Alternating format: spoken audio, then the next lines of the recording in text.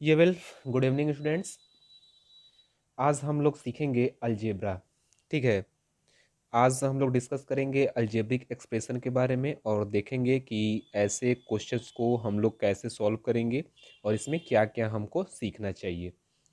तो आइए, समय को ध्यान में रखते हुए, चूँकि आज के लिए आपकी पहली क्लास होगी, ये क्लास 6 के लिए होगी, तो आर यू रेडी? चलिए ठीक है, चलिए हम लोग शुरू करते हैं। ये क्लास 6 के लिए है। ठीक है, ये है क्लास 6 के लिए। ठीक। आज हम लोग सीखेंगे किसके बारे में? तो अलजेब्रिक एक्सप्रेशन के बारे में। Algebraic expression. थोड़ा सा बैकग्राउंड नॉइज आएगा इसलिए कि बगल में मेन रोड है ना, तो आप लोग थोड़ा सा वो मैनेज कर लीजिएगा। ठीक है। बाकी किसी के कोई क्वेश्चंस होंगे तो आप कमेंट सेक्शन में क्वेश्चन आप लोग सेंड करते रहिएगा, हम उसको चेक कर लेंगे। ठीक। तो सबसे पहले हम लोग जब अलजेब्रिक एक्सप्रेशन सीखेंगे तो उसमें सबसे पहले हमको कुछ पॉइंट सीखने चाहिए। ठीक। कुछ पॉइंट में क्या क्या सीखना है, तो सबसे पहले हम लोग को सीख लेना है वेरिएबल्स क्या होते हैं, वेरिएबल्स। और दूसरे सीख लेने हैं कांस्टेंट, और जिसको हम लोग क्या कह देते हैं, नॉन वेरिएबल। ठीक है। पहले इस दोनों को हम लोग सीखते हैं कि दोनों है क्या चीज़।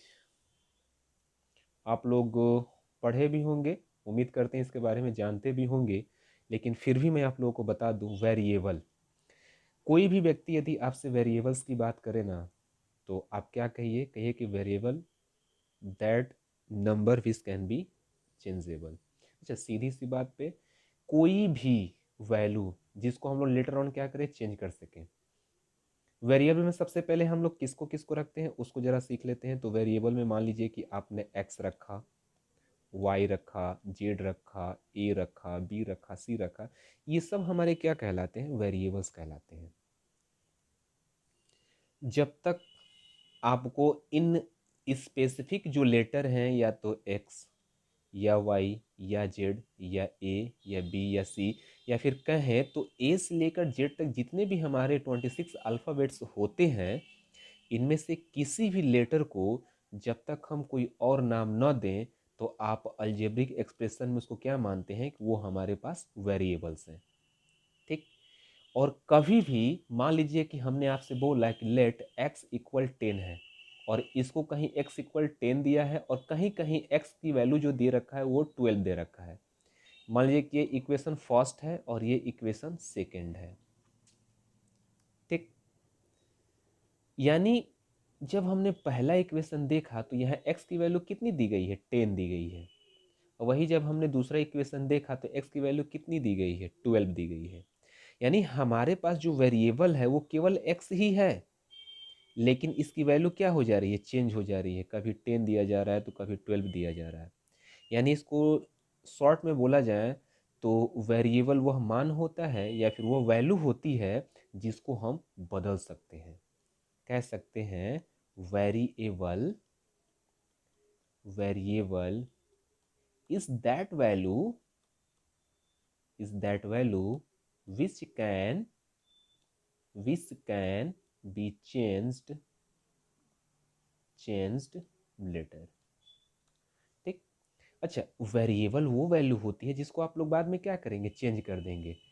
कुछ और थोड़ा एग्जांपल से सीखें। अच्छा, मान लो आपको लिखा जाए कि x की वैल्यू कभी 10 दे दे, और फिर कहीं और आप देखेंगे तो x की वैल्यू कहीं कहीं 15 आ जाए, कहीं कहीं आप देखेंगे तो x की वैल्यू आपको 17 दे देगा। यानी x तो हमारे पास वेरिएबल फिक्स था, लेकिन जो इसकी वैल्यू थी जगह जगह क्या हो गई? चेंज हो गई। ठीक। यानी जब कभी भी हम किसी भी वैल्यू को अलग अलग इक्वेशंस में चेंज करते हैं तो हम कहते हैं कि वो वेरिएबल्स की वैल्यू चेंज हो गई है। यानी कहीं भी x है, x का मान आपको 10 दिया है, तो आप चाहें तो x की जगह 15 भी लिख सकते हैं। क्यों? क्योंकि x हमारे पास क्या है? वेरिएबल है। यह x क्या है? वेरिएबल है। यानी इसकी वैल्यू क्या कर सकती है? वेरी हो सकती है, चेंज हो सकती है। अच्छा, इसी का ठीक अपोजिट क्या होता है? कांस्टेंट होता है। कांस्टेंट, या फिर जिसे हम लोग क्या कह देते हैं? Non variable. अच्छा, कांस्टेंट क्या होते हैं? तो जितने हमारे नेचुरल नंबर होते हैं ना, जितने नेचुरल नंबर, जैसे 1 से लेकर के n तक, 1 2 3 4 5 ऐसे करते करते कहाँ तक, n तक, ये जितने भी नंबर हमारे पास होते हैं, इस नंबर को हम लोग क्या कहते हैं? कांस्टेंट कहते हैं। क्या कहते हैं? कांस्टेंट कहते हैं। और जितने भी हमारे पास अल्फ़ाबेट्स होते हैं, उनको हम लोग क्या बोलते हैं? वेरिएबल बोलते हैं।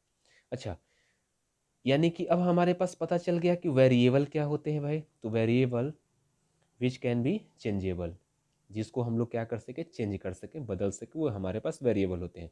और वेरिएबल में मोस्टली किसको रखा जाता है? तो एक्स को, वाई को, जेड को।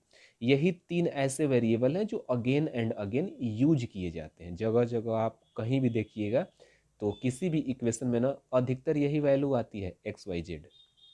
और अब आपने समझने के लिए कह लीजिए कि ए से लेके जेड तक जितने भी अल्फ़ाबेट्स होती हैं, सबको किसके कैटेगरी में रखेंगे? वेरिएबल के। जब तक आपसे ये ना कहा जाए कि ये वेरिएबल नहीं है, कुछ और है। अच्छा, कांस्टेंट में आप क्या मानेंगे भाई? तो यदि आप कांस्टेंट की बात करेंगे तो कांस्टेंट में जितने भी नंबर्स हो गए, जितने भी नंबर्स, चाहे वो नेचुरल हो या कोई भी हो, यानी कि 1 से लेके n तक जितने भी नंबर होते हैं, वो क्या होते हैं? हमारे पास कांस्टेंट होते हैं। कांस्टेंट का मतलब होता है जिसको हम लोग चेंज न कर सके, वो हमारे पास क्या होता है? कांस्टेंट होता है, जिसे हम लोग नॉन वेरिएबल भी बोलते हैं। उम्मीद है क्लियर होगा। चलिए थोड़ा सा और हम लोग पढ़ते हैं। अब हम लोग देख रहे हैं कि अलजेब्रिक एक्सप्रेशन होता क्या है। अलजेब्रिक एक्सप्रेशन, चलिए, अलजेब्रिक में हमने देखा कि एक हमारे पास क्या था? वेरिएबल था, और दूसरा हमारे पास क्या था? कांस्टेंट था, कांस्टेंट। अच्छा, जब हम दोनों को मिला के एक साथ लिख देते हैं ना, तो यही हमारा किसका फॉर्म हो जाता है? अलजेब्रा का फॉर्म हो जाता है।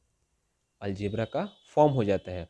और जिसको हम लोग क्या कह देते हैं? इसी को हम लोग कह देते हैं कि ये हमारे पास अलजेब्रिक एक्सप्रेशन है। यानी एक्सप्रेशन का मतलब क्या होता है? इक्वेशन आप कह लीजिए, ठीक। अलजेब्रिक एक्सप्रेशन, ये हमारे पास क्या हो जाएगा? एक इक्वेशन का फॉर्म हो जाएगा। जैसे कोई वेरिएबल ले लीजिए, मान लीजिए कि हमने वेरिएबल लिया एक्स, ठीक, और हमने कहा कि एक्स वेरिएबल है, इसके साथ हमको क्या चाहिए? कांस्टेंट। तो हमने एक इसके साथ प्लस करके कांस्टेंट भी लिख दिया, ठीक। यानी कि जो हमारे पास यहाँ x+3 बना, अगर इसको हमने एक दे दिया कि इक्वेशन फर्स्ट है, तो हम कह सकते हैं कि x+3 is a algebraic expression, क्योंकि इसमें हमारे पास वेरिएबल भी है और कांस्टेंट भी है। ठीक है, क्या क्या है? हमारे पास वेरिएबल भी है और कांस्टेंट भी है। यानी कभी भी जब अलजेब्रिक एक्सप्रेशन होगा तो उसमें क्या क्या आएंगे? वेरिएबल भी आएंगे और कांस्टेंट भी आएंगे।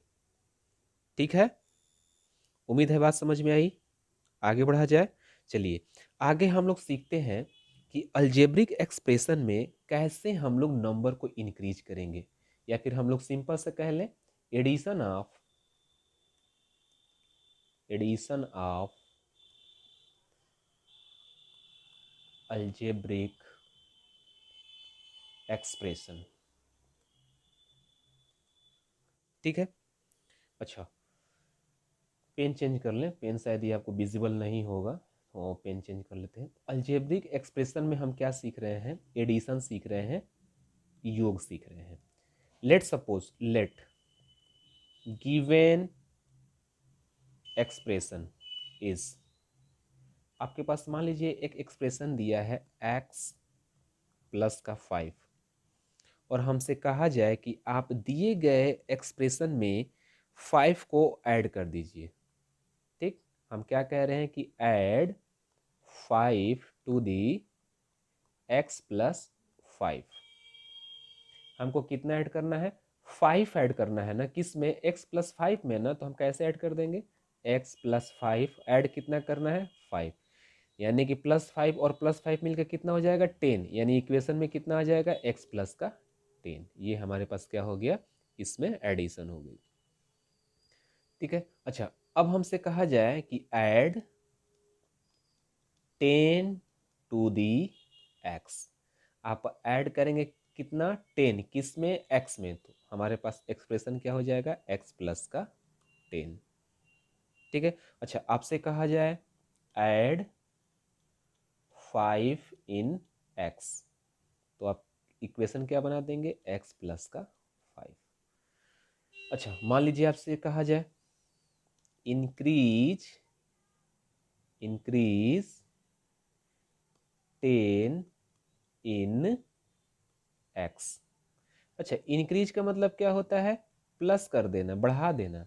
तो आप x में कितना बढ़ा देंगे, 10 बढ़ा देंगे, यानी कि x प्लस का 10। आई होप ये क्लियर होगा।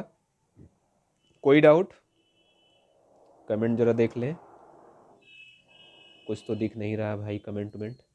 अच्छा चलिए आगे थोड़ा सा और पढ़ लेते हैं।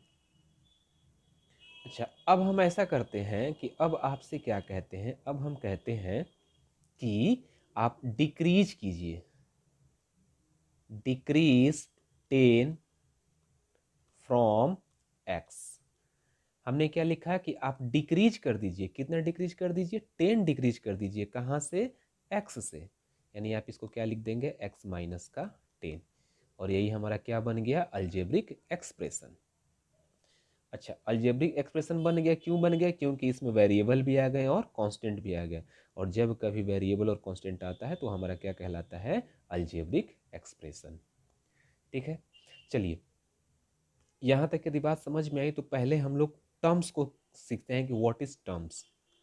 Terms in algebraic expression. ठीक है, terms in algebraic expression. Let given expression is 9x plus 10y।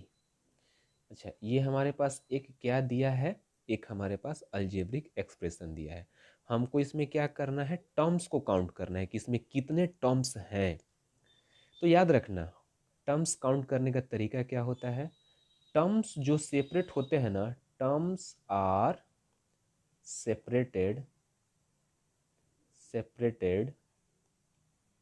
Bye operators. ठीक, कौन कौन से ऑपरेटर होंगे, या तो प्लस से या तो माइनस से। पहले आप प्लस माइनस को ही सीख लीजिए, आगे और हम लोग इसको सीख लेंगे। यानी कि जितने भी टर्म्स होंगे वो किससे सेपरेट होंगे, किससे अलग होंगे, या तो प्लस साइन से या तो माइनस साइन से। तो हमारे पास एक्सप्रेशन क्या दिया है, 9x प्लस 10y। देखो इसमें x और y क्या है, वेरिएबल है। ठीक, अच्छा x और y वेरिएबल है और 9 और 10 हमारे पास क्या दिया है, कांस्टेंट दे दिया है। तो जब वेरिएबल और कांस्टेंट मिलता है तो क्या बन जाता है, अलजेब्रिक एक्सप्रेशन बन जाता है। अब हमको काउंट करना है कि इसमें कितने टर्म्स हैं भाई। तो टर्म्स चेक कर लीजिए, हमारे पास प्लस से या माइनस से अलग होते हैं ना, सेपरेट होते हैं ना। तो प्लस के पहले एक ये रहा टर्म और प्लस के बाद एक ये रहा टर्म, यानी कि टोटल टर्म्स कितने हैं, total terms given in 9x plus 10y equal to 2। ठीक है, एक ये टर्म रहा प्लस से पहले और ये रहा प्लस के बाद, ये दोनों मिला के कितने टर्म्स हो गए, 2। तो कभी भी आपको टर्म्स काउंट करना होगा ना, तो आप देखिएगा कि क्या वहाँ कोई ऑपरेटर आया है, या तो प्लस का साइन आया होगा या माइनस का साइन आया होगा। तो आप क्या करेंगे, उस टर्म्स को आप लोग सेपरेट काउंट कर सकते हैं। ठीक है, चलिए पहले तो इतना ही रहने दीजिए और पहले इतना सीखिए, उसके बाद आप एक्सरसाइज 8A करने की कोशिश कीजिएगा, क्योंकि 8A में फर्स्ट से लेके 8 तक के जो क्वेश्चन दिए गए हैं ये आपके लिए होमवर्क भी रहेंगे। और ये क्वेश्चन केवल वो अभी हम लोगों ने जो ऊपर सीखा है इंक्रीमेंट और डिक्रीमेंट करने वाला, ऐसे ही आपको क्वेश्चंस मिलेंगे। तो सबसे पहले आप उसको सीखिए। आज हम लोग टर्म्स सीखे हैं ना, कल ऐसा कर लेंगे कि कल कुछ इसके आगे सीख लेंगे। धीरे धीरे हम लोग अलजेब्रा का एडिशन भी सीख लेंगे, कैसे ऐड करते हैं, अलजेब्रा का सब्ट्रैक्शन भी सीख लेंगे, डिवाइड भी सीख लेंगे, सब कुछ धीरे धीरे करके सीख लेंगे। ठीक है, वीडियो अच्छी लगी तो ज़रूर लाइक कर देना गौरव महाराज। ठीक है, चलिए तो अभी फ़िलहाल के लिए हम लोग इतना ही रखते हैं, तब तक के लिए धन्यवाद। चलिए वीडियो को ऑफलाइन हम कर देते हैं। ठीक है, चलिए।